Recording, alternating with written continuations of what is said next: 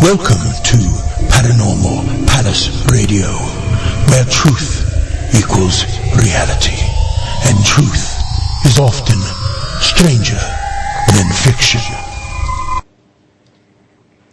Hello everyone, welcome to Paranormal Palace Radio. This is your host, Royce the Redneck Radio Man, and joining me today is Laserless Tyndale, and he's does a kind of work that I'm not totally familiar with. He's been on my show before, and he's going to be telling us about this kind of research he does, that he's able to look into negatives in a certain particular kind of way. I think he can describe the procedure better than I can, and be able to see images that were on the stone that you cannot see any other way. And he's found some very interesting thing about the Anunnaki from stones right here in America. Les, how are you doing tonight? Fine, thank you, Royce, and thank you for having me back again. I really appreciate it. You were the first one to have ever offered me a radio interview for this research, which is unique in all the world. At this point, I have been doing it since 1994, publishing. I don't have any books, but all of my research is published on the website impactoptics.com, impactoptics.com. And this website has been online about 16 years now. I go to the Wayback Machine and see the earlier versions and kind of laugh, but I wasn't off track.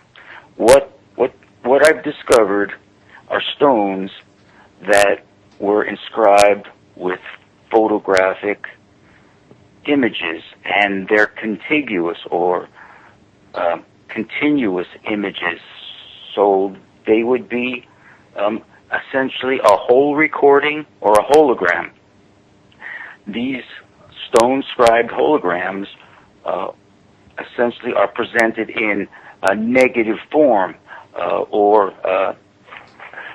as media, stone being very robust, and the media needs translation through optics.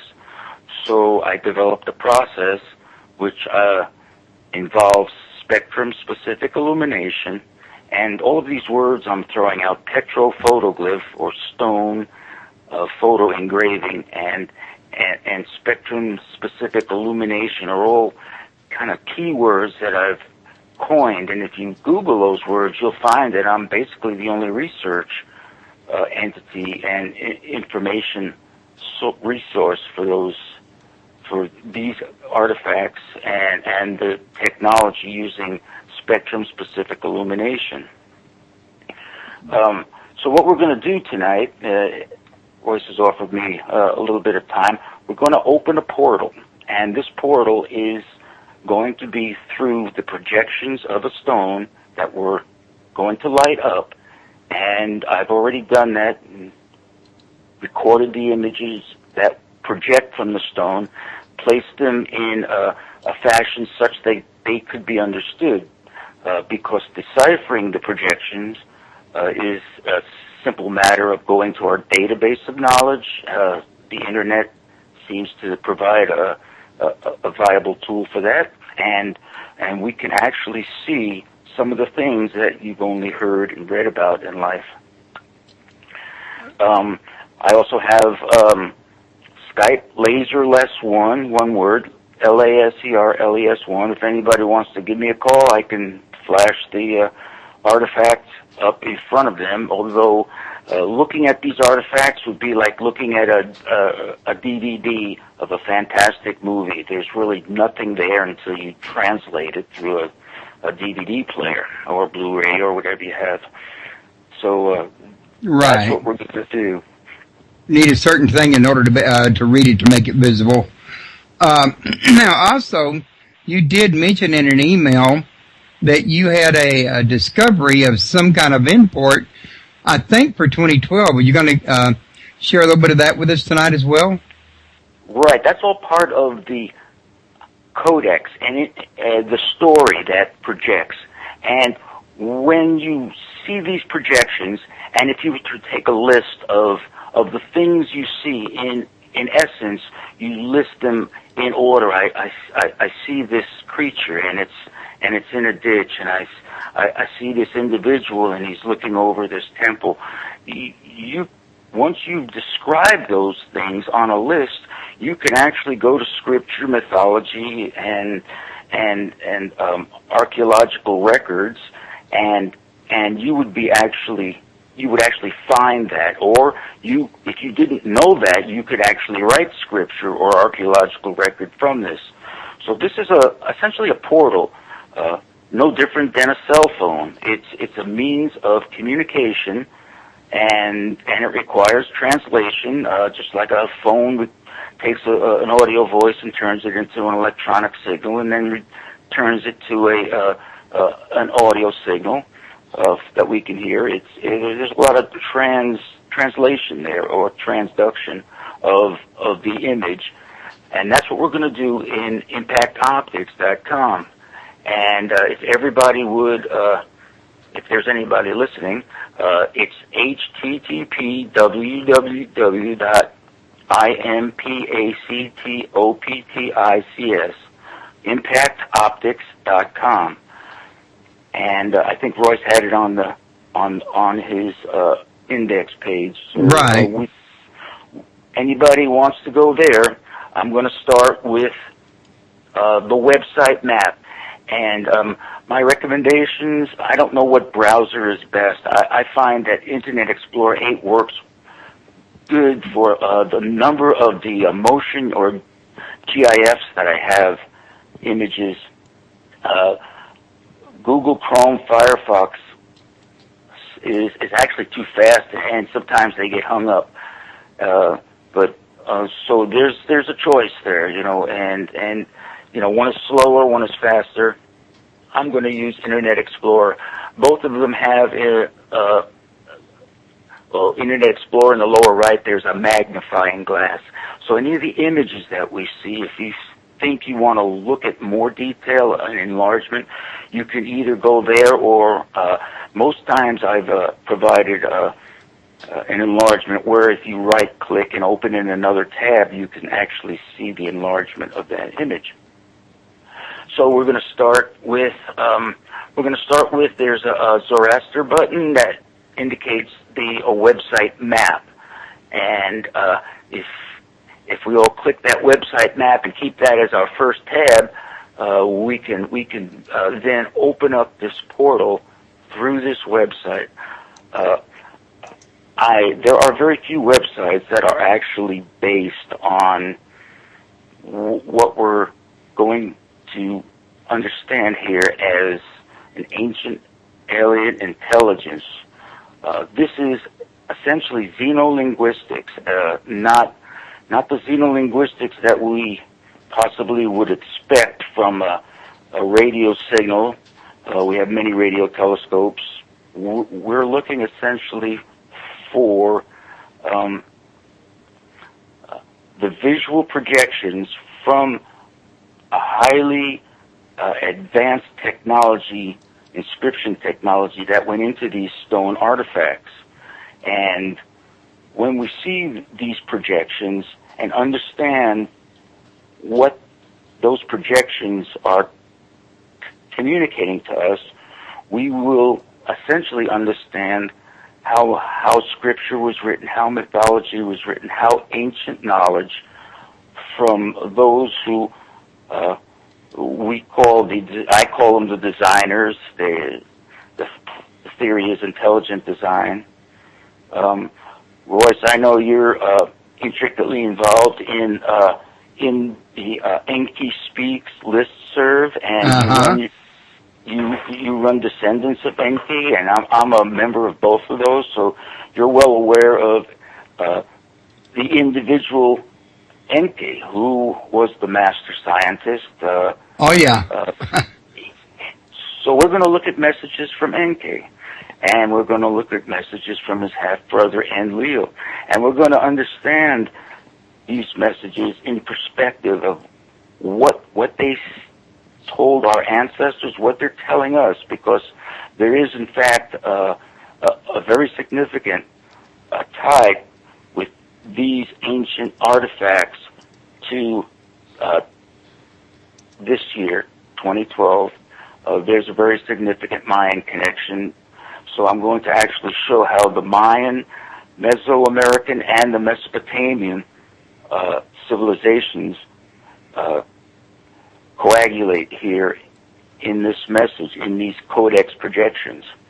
I'm also going to provide material proof that anybody can substantiate. This is empirical fact that this technology, the technology that went into petrophotoglyphs, is in fact of a highly advanced and unknown state, most likely extraterrestrial. So with that being said, and if everybody would go to the website map, we'll go to the process method. It's the first green box there in the layout tree, and if you click that, right-click it and open it in the new tab, you can hang on to your website map. Otherwise, there's always a website map button on each page. And we're going to go through what it takes to translate a petrophotoglyph. Okay. Petro, stone, photoglyph, photographic engraving. By the way, Wikipedia, and I hold these in my hand. If anybody wants to see, just Skype LaserLess1. I will hold the stone up. What I hold in my hand was not allowed to be defined on the database of knowledge online called Wikipedia. That's just the dilemma that I've had to put up with over 17 years. Physical evidence of intelligent design and portals to communications with an advanced intelligence through this technology, through this inscription technology, proof of many things. And we're going to start looking at that. So as we scroll down, we'll see that there are, in fact, image translation. We're going to put ourselves within a sphere of visual perception, which is going to be determined by three independent factors. Combinations of these factors independently or none at all. The first one is spectrum-specific illumination, which essentially is the wavelength and the intensity of that wavelength applied to light up the image. We are going to most likely see negatives. You're going to see the inverse of the way the stone appears. You're going to see that inverse under various levels of red, various levels of blue, but I try to bring out essentially the detail through spectrum-specific illumination, and I've done a number of different versions of it because detail will change as the light, the wavelength, intensity, and wavelength of light changes applied to these artifacts. So part of the developing communication comes with changing the wavelength and intensity. The second variable that we're going to the second variable we're going to talk about is dimensional perspective. So these artifacts, as a stone, there is no up, there is no down or bottom or top. These stones are basically contiguous. Every portion, spot, and detail of these artifacts develops into part of the image structure. The technology that went in here spent many years in microelectronics, working with thin films, overlaid photolithographic masks. I've seen what we are capable of, and we are, quite advanced. We can develop, very large-scale chips that can do very many things, but we have not the capability of building hologram photographic images onto the surface of stone. Not like this. And I might add at this point also that these holograms are three-dimensional, which essentially means they work in both an X and a Y or a flat plane, and then they will work in a Z or an axis of magnification, something that we don't have the capability of fabricating at this point. With that being said, you can actually zoom in and you will see more image, more data, more visual data that will come out of this three-dimensional hologram if you zoom in or zoom out on it. And so magnification is a specific factor here too. So we have the X, Y, and Z axes in dimensional perspective. Bilateral symmetry, again, is something that I apply not all the time, but in order to develop the codex, the story, to finish it off, so to speak. It might be half finished. And I will show you this as we scroll down, how these three factors, if you scroll down just slightly, when applied to conventional rock art, I'm talking about rock art that's on the wall of a cliff. I lived in Arizona and Phoenix for 35 years, and in my backyard were a plethora of rock art, petroglyph stone. My son, I have pictures of him sitting on top of it. This was a public park, and people, were all over. They had significant respect for them, but they were well worn, these petroglyphs. So if you take a petroglyph and apply these principles, these three principles, spectrum, specific illumination, dimensional perspective, and bilateral symmetry, here we're going to, the dimensional perspective is a given and it's set, so we're not going to adjust that. I just do developments here with spectrum, specific illumination, and bilateral symmetry. The first one, you could see somewhat of an image. In the one hand, he's just got a vase or a container, and using spectrum-specific illumination, bilateral symmetry, we see an inner self developing, and we see that he has two vases. It's more of a symmetrical figure. The second one is I've done two developments of that one. The original is polychrome, red on black. Again, image from the Southwest. And then I applied spectrum-specific illumination, bilateral symmetry. The third one is my actual favorite.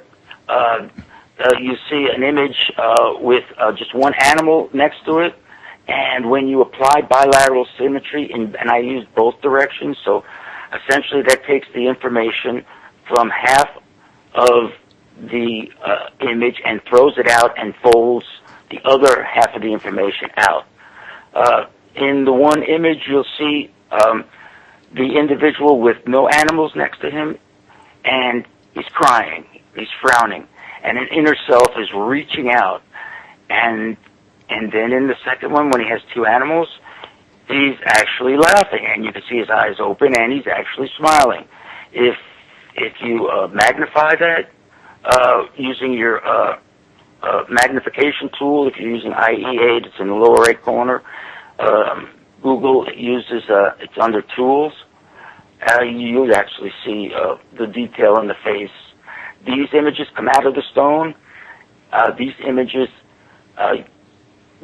under this technology that I've described here of spectrum-specific illumination, dimensional perspective, and bilateral symmetry, actually increase the scope of the projected information, and quite possibly were meant to be part of this image, though your archaeological enthusiast, your professional, would disagree at this point that these images were meant to be viewed under these conditions, though they make perfectly good sense to me, and in fact,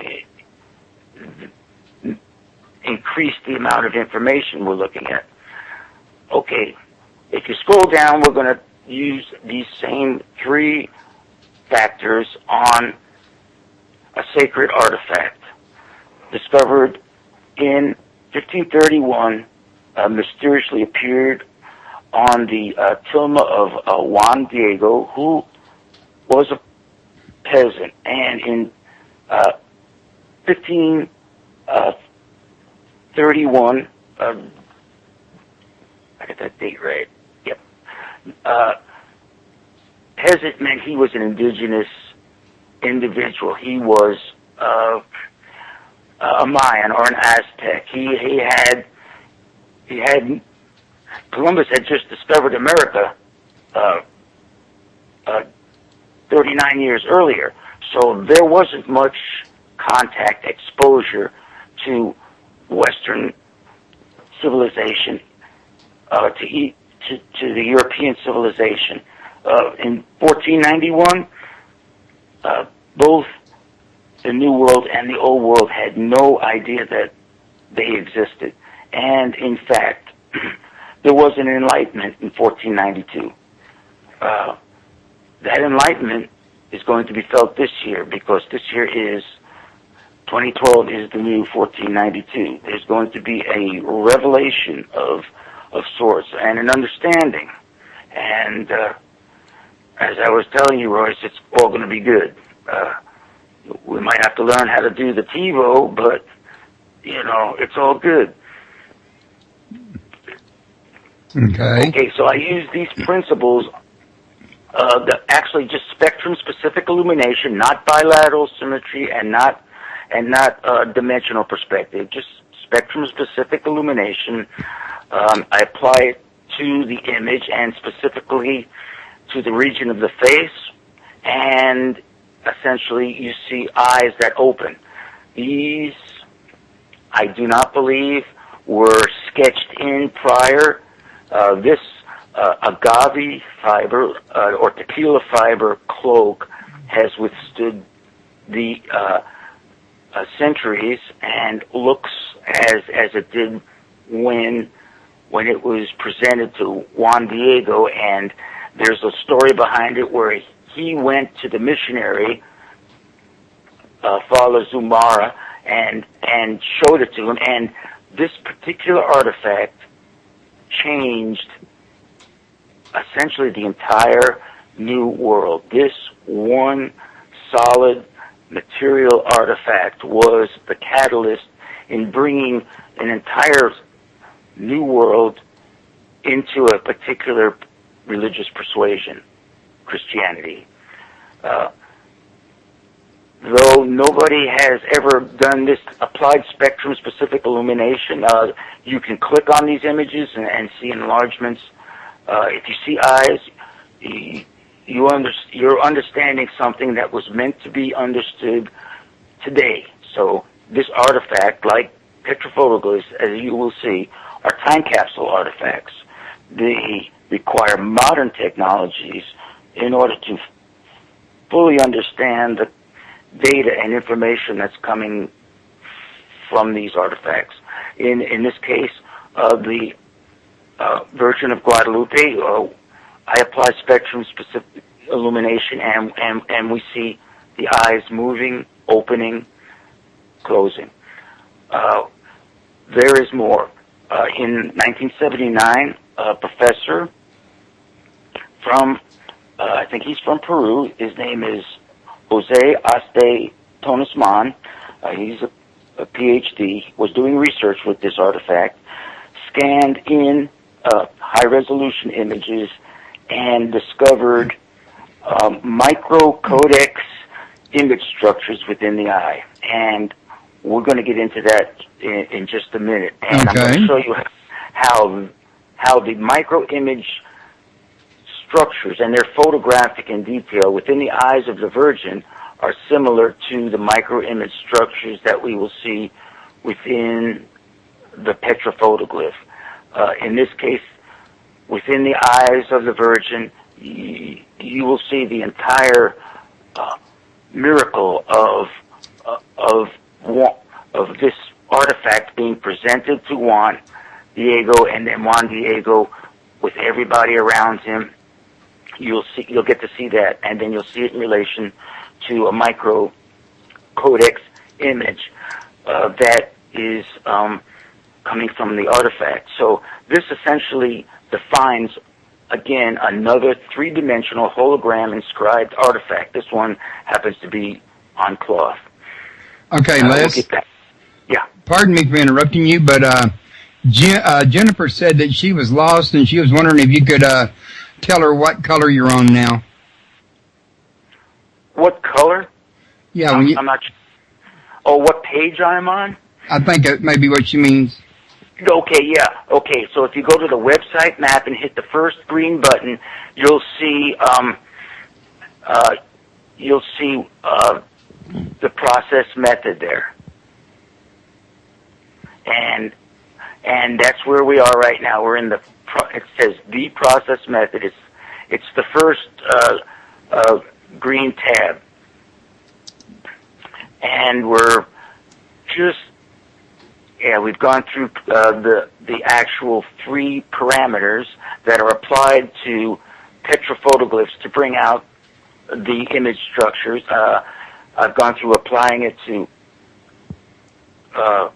conventional rock art and a sacred artifact. And as you scroll down, you'll see that when this particular method is applied to petrophotoglyphs, we develop an image structure there. And again, the only thing I do is essentially erase background information, but everything you see is been lit up and is part of the stone, and there is no fabrication or anything of the drawing there, of the image projection rather. I have another a web page that gets into the details, so you can actually, it tells you what program you might want to use to translate these images. I provide very large images that can be translated, and that's under details and practical applications of the process method.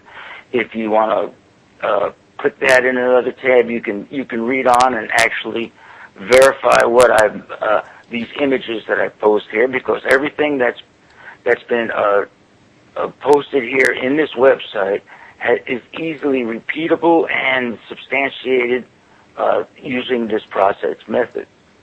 What we're dealing with here, and there would be pundits and sophisticados that will argue with me, is image perception in another dimension. And if you look at the classic description of image of fourth dimension, you will see that there are essentially 4, they call them tuples or vectors that are present. Well, we understand 3 of those as being length, width, and depth.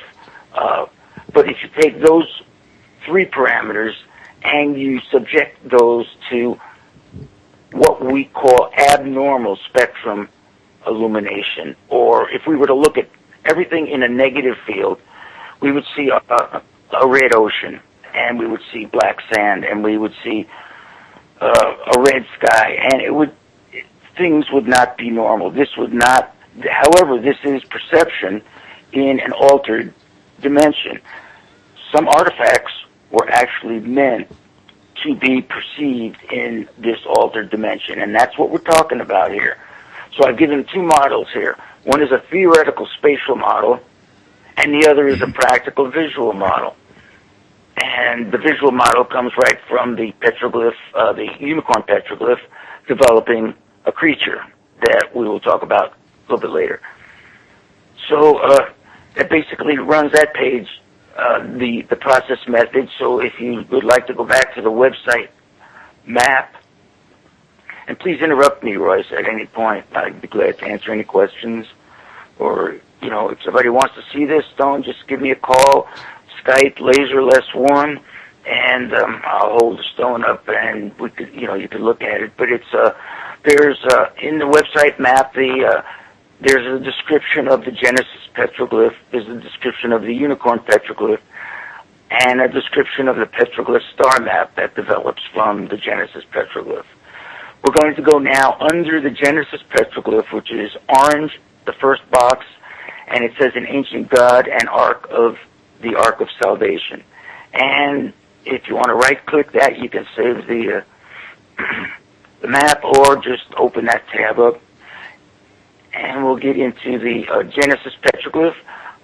If you went to the description page, it would say that it weighs essentially 2.25 pounds. 1 kilogram is 10 by 10 centimeters or 4 by 4 inches.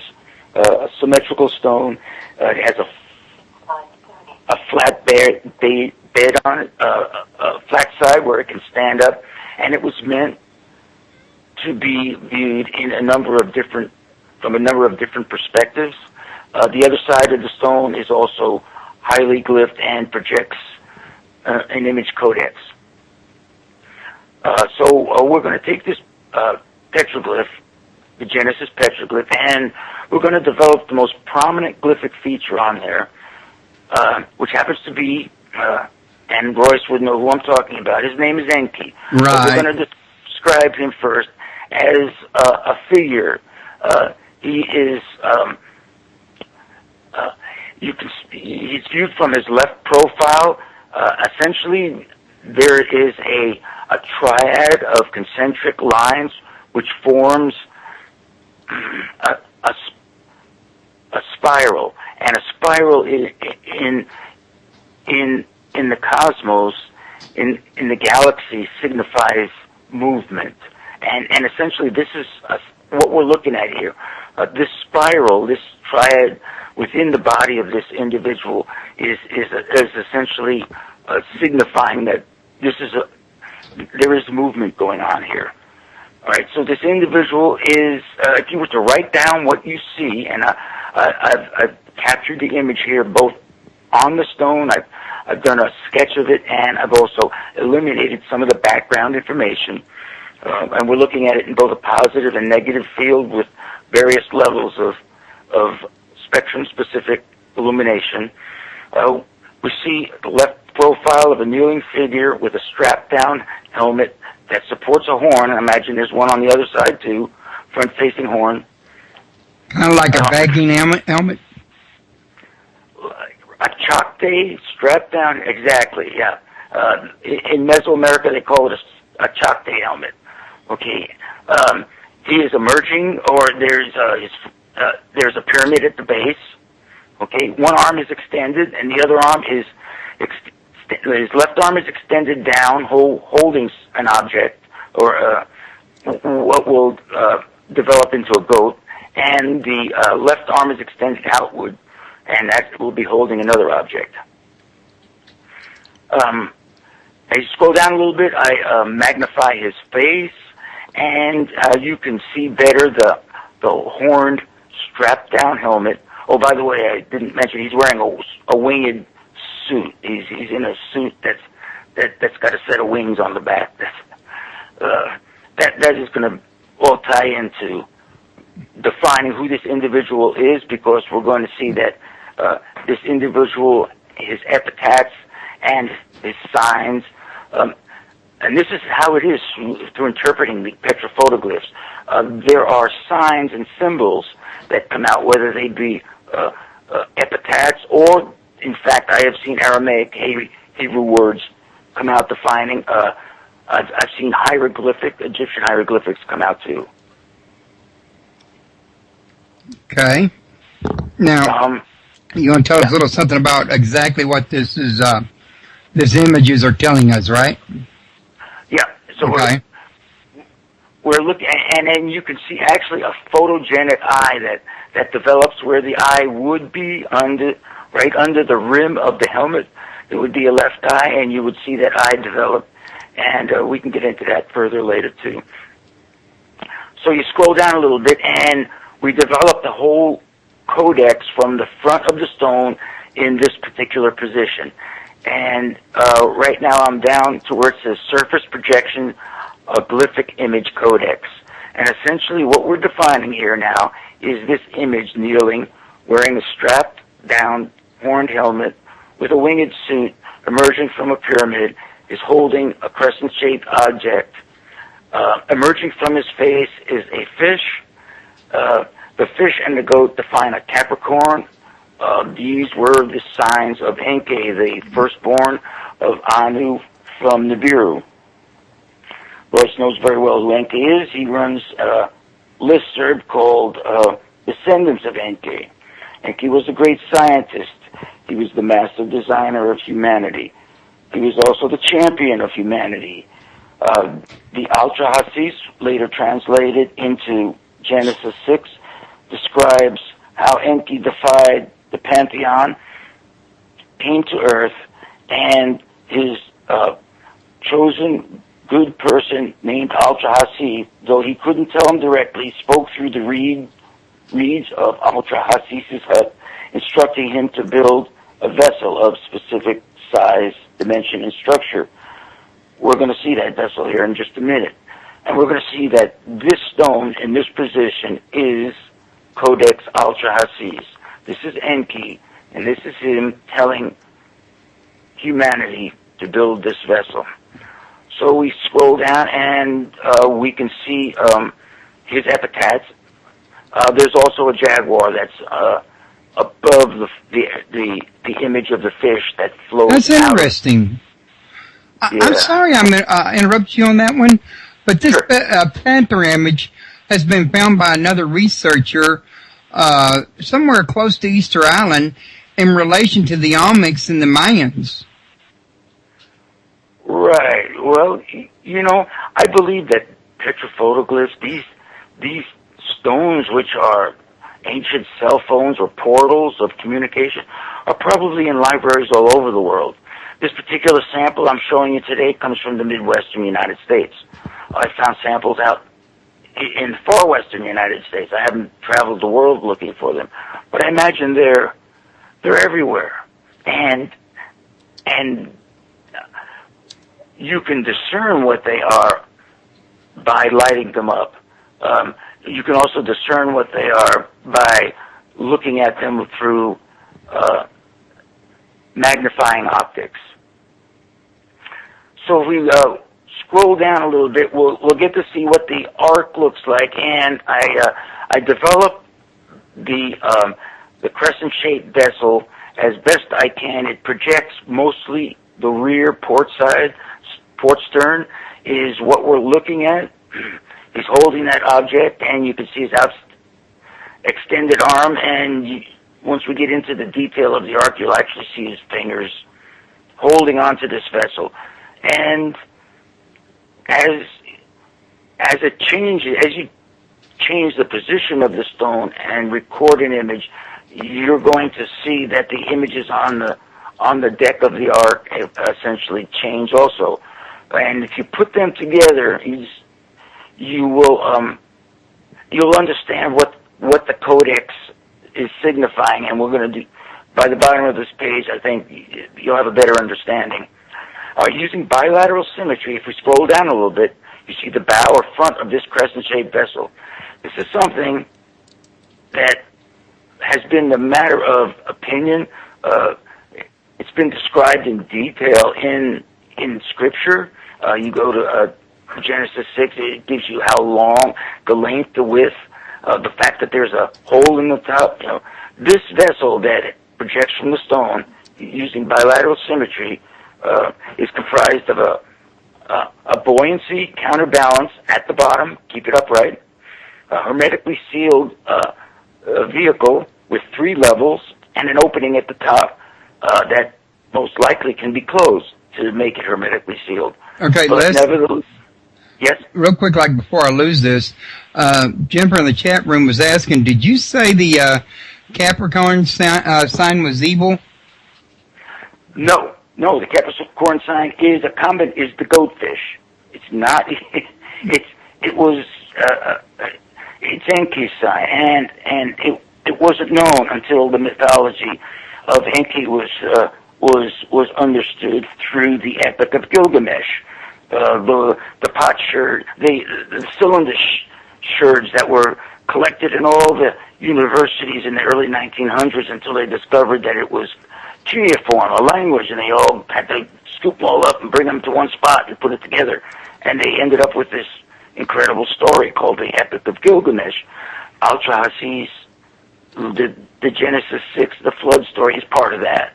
Okay. So this is where all that comes from. Enki was the champion of humanity. This was his design. And as if we're going to see that it might look like a test tube, it is in fact a test tube. It looks like a bottle almost. If you take a Coke bottle and put some rocks in the bottom, but not too many rocks, and put it in the water, it will float. And if it never gets water in the top, it'll float forever, upright, if you know what I'm saying.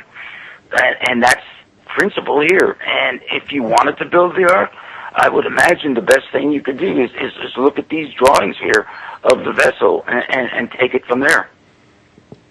If you scroll down a little bit, we're going to get into the micro-image subcodex developments. That's just down towards the bottom of the page on the deck of the ark.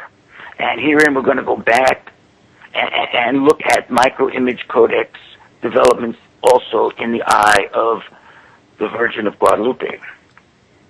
However, on the ark, if you scroll down there, you will see I've identified 3 of them right here to begin with. One of them is called the Venus Codex. The other is called Codex of the Man and the Giraffe.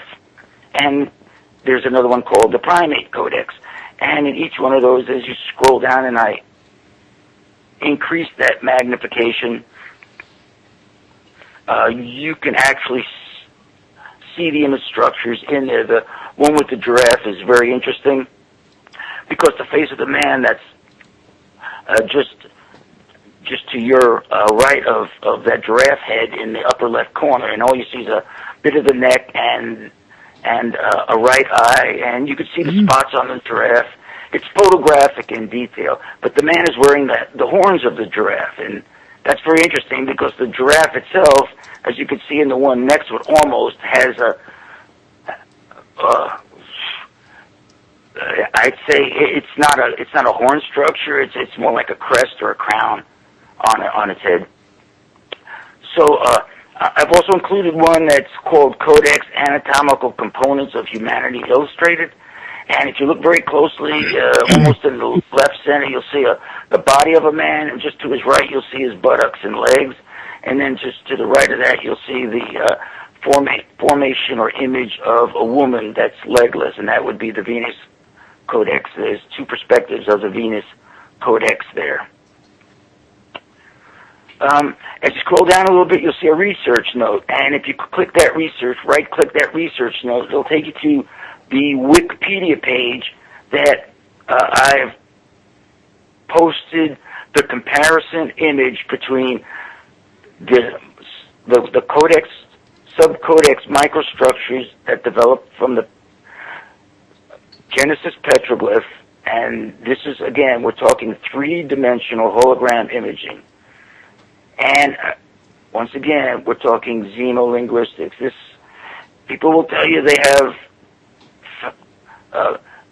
indications of xenolinguistics. This is material evidence of it, and that's all I can say.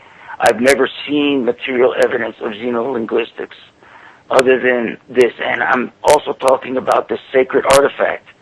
And though I haven't worked with the Shroud of Turin, I imagine there's something there too, because that image is required to be seen under spectrum-specific conditions. A negative, in other words. So if you want to see that micro-image comparison, and if you click it, you get a really, it develops into a large structure, I call them research panels, and you can see what develops from the eye of the Virgin. That was the work of Dr. Tones Mann in 1979 at Cornell University, actually developed photo image structures in the eye of the miracle as it occurred in 1531. And also how similar that inscription technology, photographic detailed hologram inscription technology, when applied to stone, develops the same 3D micro-image hologram structures there. And let's see. Okay, so there's keyword translations of things we were talking about. Essentially, we've we've defined as we went along the fact that we were talking about various civilizations. We're talking about the Mesopotamian civilization, the identification of the great scientist Enki, and by virtue of the horned helmet that the Mesoamericans wore, or Mesopotamians wore, the fact that he is holding on to his symbol of the ark, or the crescent-shaped vessel, and his epitaphs of the goat and the fish, or the Capricorn. Are you there? Yeah, Jennifer's calling. I'm just going to answer. Oh, okay. Okay. So, I guess if I'm going to hold this stone up for her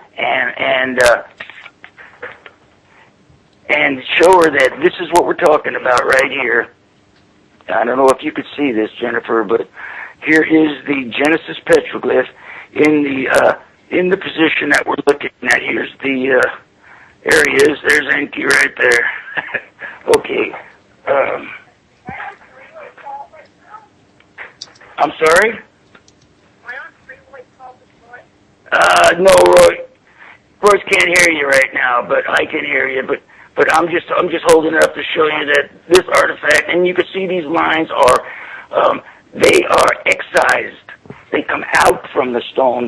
That triad of circular lines come out from the stone. So let me get back to this photographic image. We're going to look at. It's called. This one is the Eyes of Horus, and it's just below. Wait. What we're going to look at here first is the scripture. A window thou shalt make to the ark, finish it above, and a door set in the side. We don't see the door from this perspective. And 3 stories, and there are in fact 3 levels of this ark. And of course a counterbalance, buoyancy counterbalance at the bottom, making it structurally sound, keeping it upright.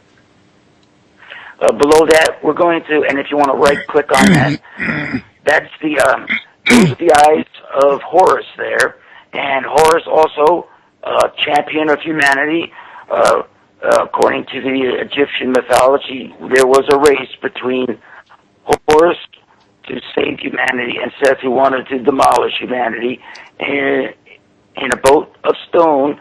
And in fact, Horus made his boat of gopher wood and disguised it as stone. Won the race. Seth's boat sank. Humanity was saved, and that's why we're here today, according to Egyptian mythology. If you look at the eyes of Horus, you might notice draconian features.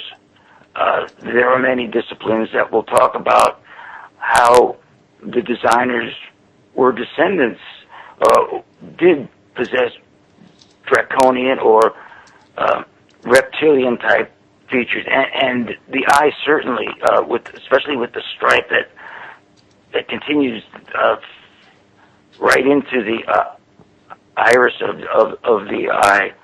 Anyway, that's just an observation I've made here. So if we go back to the website map. Sure.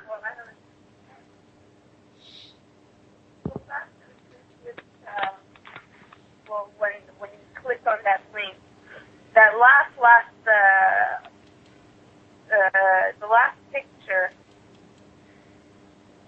wouldn't you say that might be an explosion, like some sort of destruction of the earth, or I don't know. It looks like somebody just. It looks like it's an explosion of something, or maybe a volcanic explosion if you want. I don't know. Would you say that it looks like that? As an image generator, you will get many ideas of what you're seeing, and you will formulate. If you were to write down what you see, and attempt to look up, you will understand what you're looking at there. The images were meant to convey information, and because it's a visual language, it transcends all of the spoken languages. So if you were speaking to me now in a language I didn't understand, you would still be describing the same thing from the stone that you just described to me. Okay, Les. Yeah, Royce. I've tried to add Jennifer into the line, but she's not answering when I PM her, so I guess that's not going to work out. Okay, well, she was talking with me, and I was holding it up to the speaker, so I was getting her information and her comment in there. She was describing her impression of this particular image that we were looking at. Uh-huh. Let's see if she's joined in now.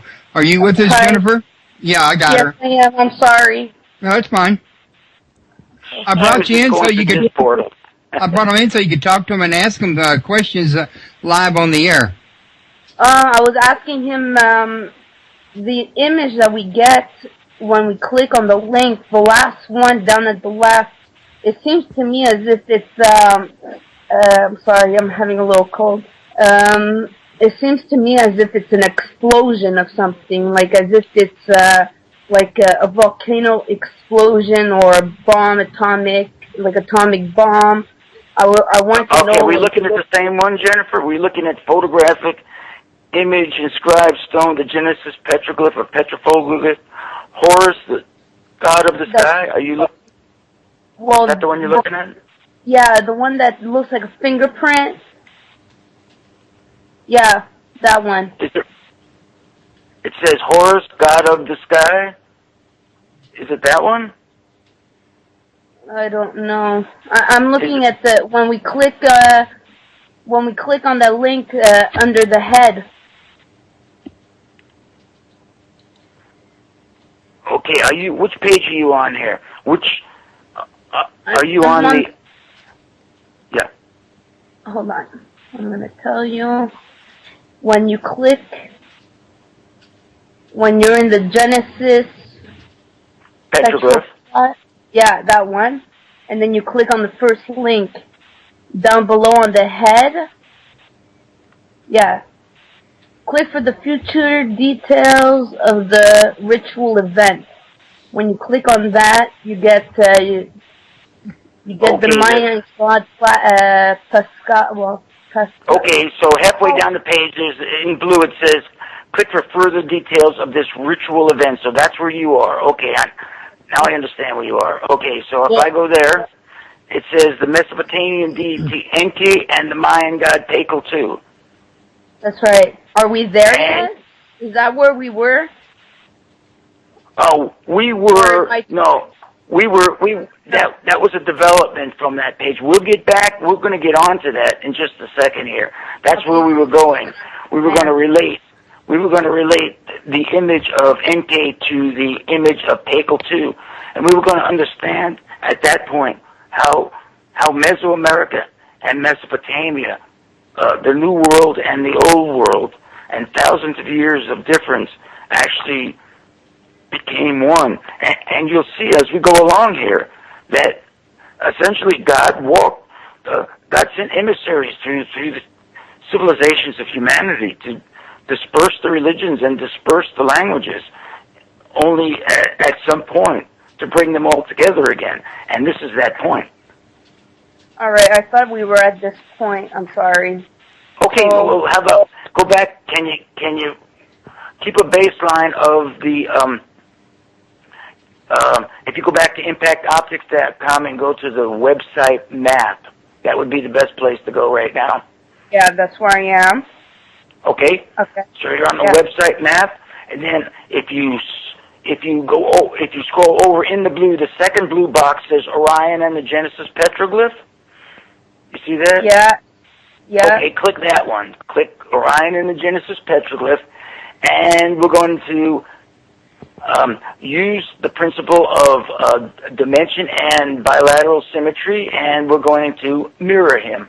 We're going to mirror the image of Enki as he projects from the stone, and we're going to trace an arrow that projects through the body of Enki. Okay. Yeah, I got him. Okay. Yeah. That arrow is, in fact, part of a structure that's inside of linear cracks in the stone that you will see at this point form an arrow through the image. Yeah. And if you scroll down, you'll actually see the mythology of Orion.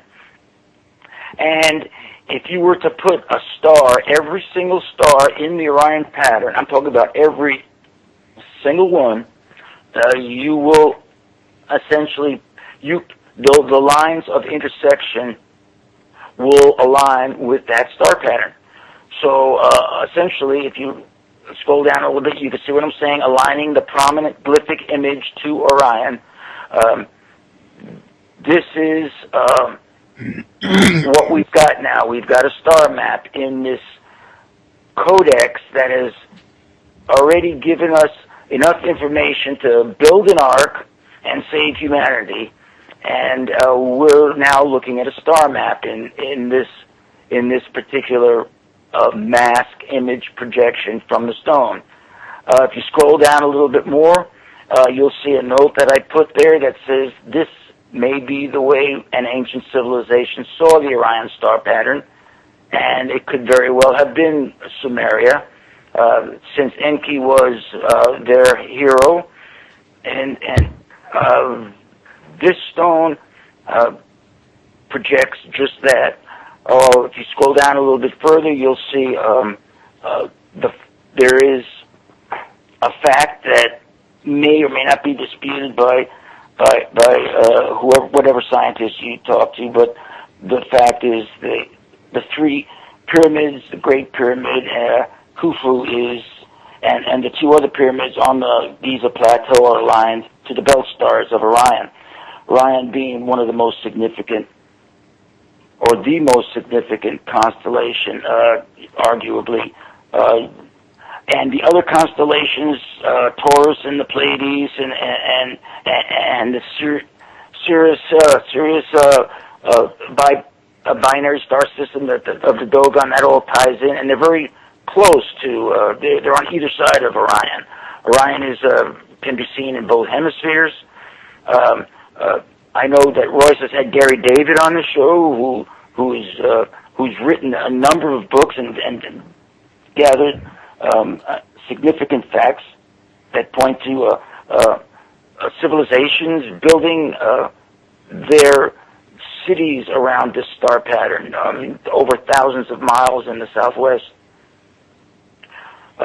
Okay, so that will take care of that one. If we go back to the website map again, and scroll down to the third blue box where it says the Orion Connection and Codex, and that would be on the website map page. The third blue box down we're gonna develop that a little bit further and show just exactly what Enki was trying to, Horus was trying to tell us. That's us, humanity 2012. This stone, this information, this portal that we're opening up here is essentially the same. My blind dog. This portal we're opening up here is essentially the reed huts of Al-Trahasis's. The reeds of Al-Trahasis's hut. Scroll down a little bit, and we're gonna get to the Mesopotamian connection to the Orion Codex, and here we have some cylinder seal impressions of Enki on the crescent-shaped vessel, wearing the horned helmet. He was the master god of Mesopotamia. And again, Enki is he was the master god of wisdom. He was lord of the Apsu. groundwater. His symbols were the goat and the fish, and he was he saved humanity against the deluge. I guess we're running out of time here. If you scroll down a little bit further, you'll see the mask of Lord Pakel, and you'll see that NK2 is wearing a mask. I'm right now at a Mesopotamia and Egyptian deity, the mask of Pakel II, of Palenque. You'll see in the mask a pierced nose, lips of the mask.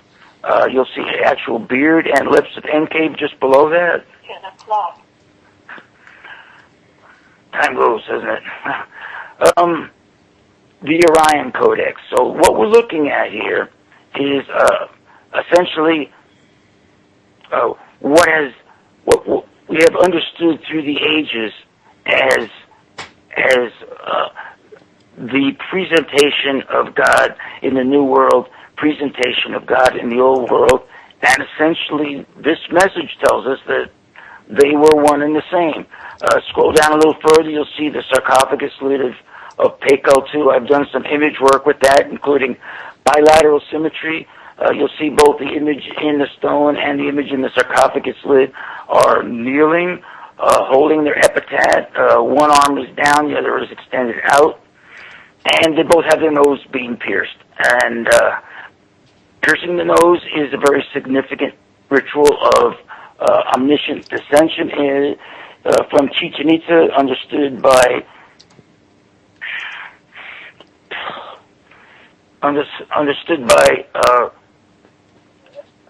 Mesoamerica as ascension to priesthood.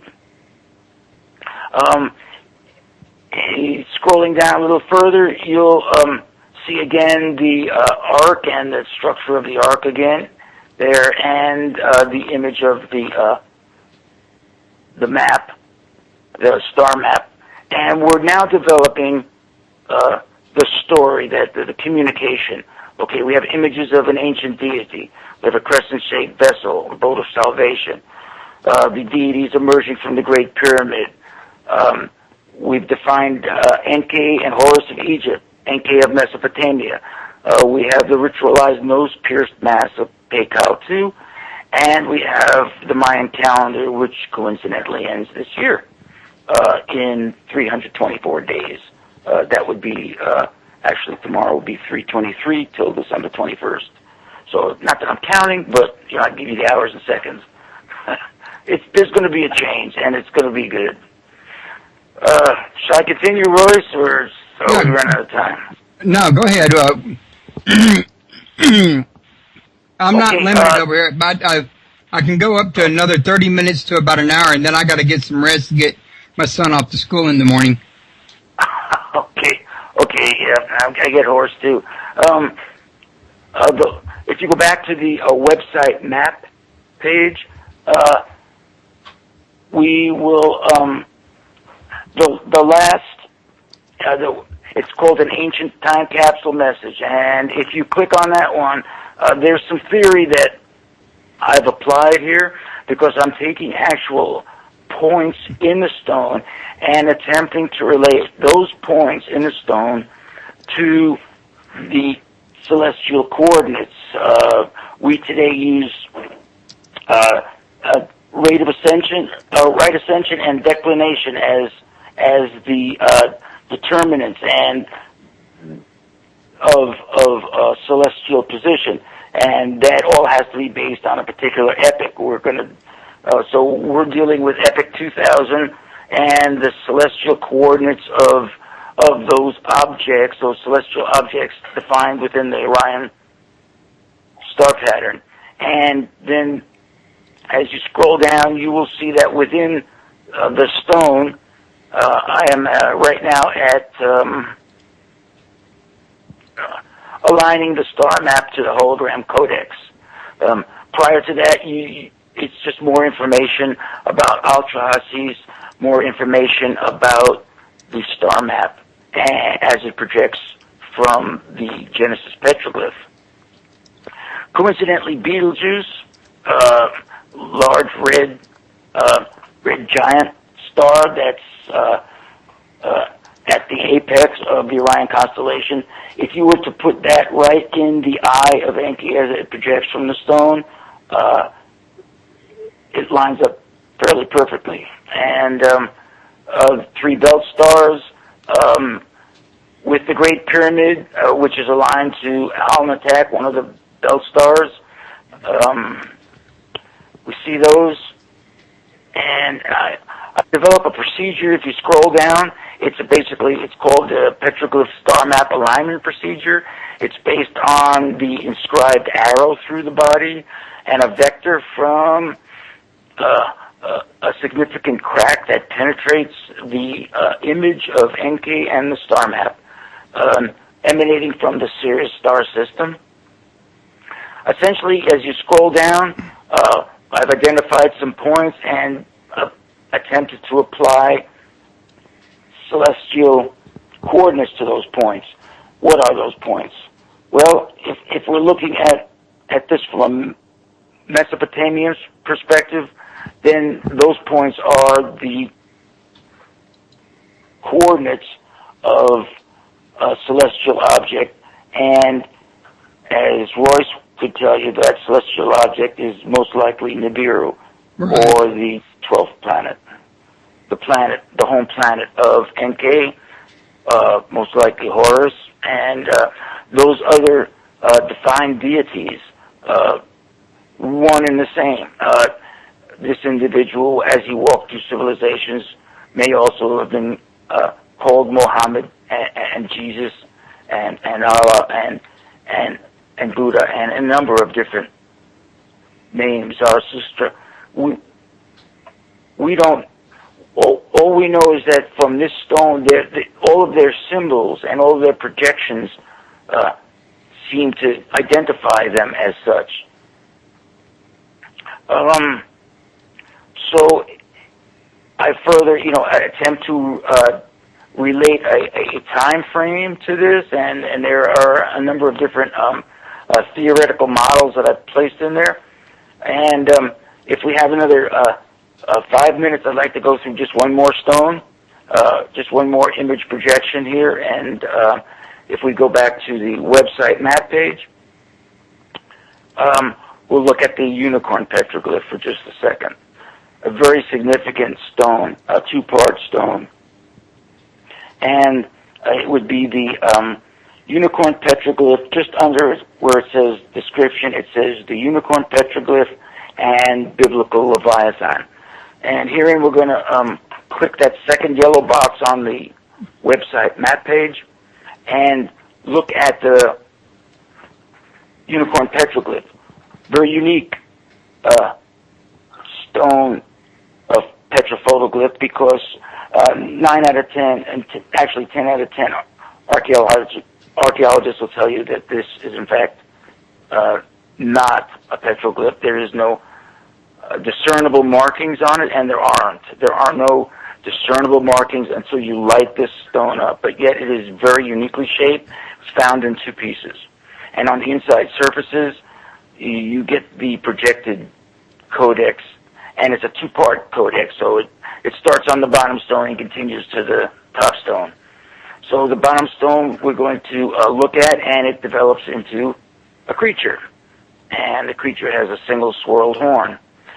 Scroll down, it says developing the unicorn image, and again, applying the three factors, though we don't really use bilateral symmetry here as much. We're just looking at the image as it projects from the stone. And if you were to write down what you see on this image, I scroll down a little bit further where it says details projecting from the unicorn image. You see an image that basically is standing in a ditch with a blanket on its back, a single swirled horn coming out of a crest on its head, something penetrating its jaw, and its tongue being pulled out of its mouth with a rope, with something pulling it downward. There's much more, and we can get into that. Scrolling down, you also see juxtaposition to the left of that, another creature. That other creature there is going to be defined as Quetzalcoatl, or the Mesoamerican deity. The Mormons think Quetzalcoatl may have been the manifestation of Jesus walking in the New World. However, what we have here is the feathered serpent Quetzalcoatl and the swirled unicorn, the single horn, swirled horn, and swirled or coiled the transliteration for that word is Leviathan, or the transliteration of Leviathan is swirled and coiled. The Leviathan in the Bible, the swirled and coiled serpent of Isaiah, is essentially not this swirled and coiled creature. They're two different creatures, and it's described here as the Leviathan in Job of 41. It's described as the behemoth in Job 40, and it's described as the Leviathan in Job 39. If the book of Job, or Ludlil del Ninike, that would be the ancient Sumerian translation prior to the transliteration into the Bible of the book of Job. This creature here is essentially an avatar of the Creator. It's the portal created for Job. At the end of the story, after his trial and tribulation, and to see if he was a dedicated individual, the deity, the designer, spoke to Job, and he spoke to Job through this creature, and it's described in detail in the final chapters of the book of Job. There's nothing in the Bible that's described in any more detail, not person, not place, not thing. I'm talking about physical description of anything in the Bible. There is nothing more described than a single creature in the end of the book of Job. This is it. And it's tethered to Quetzalcoatl. Any questions? I don't see any right now. I guess there's nobody asking any questions at this point. But you got more of this research on your website yet, don't you? I've got a lot of it, and we can get back to it on a different occasion. I just wanted to show at this point how these petrophotoglyphs are material evidence that our religious scriptures and mythology, as we know it, came from.